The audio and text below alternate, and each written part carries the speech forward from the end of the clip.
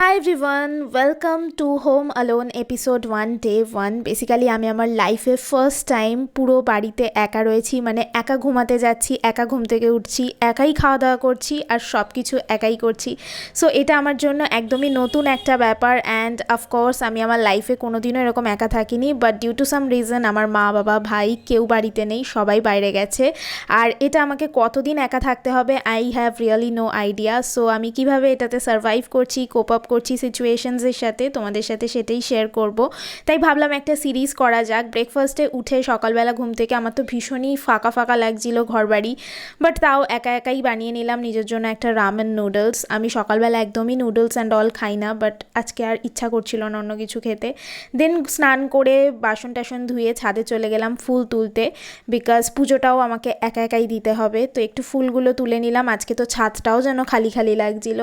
দেন পুজো দিয়ে লাঞ্চ নিয়ে বসলাম। লাঞ্চটা আমি বানাইনি, মা আগের দিন রাতে বেরোনোর সময় আমার জন্য লাঞ্চ রেডি করে রেখেই গেছিলো ফর নেক্সট ডে। তো তারপরে একটু বই পড়বো ভাবলাম, কারণ আমার বই পড়ার একদমই হ্যাবিট নেই, বাট ঘরে একা একা থাকার কারণে একদমই টাইমটা কাটছিল না। সো ইকিগাই বইটা নিয়ে বসলাম। I feel it is apt for me নাওয়াডেজ।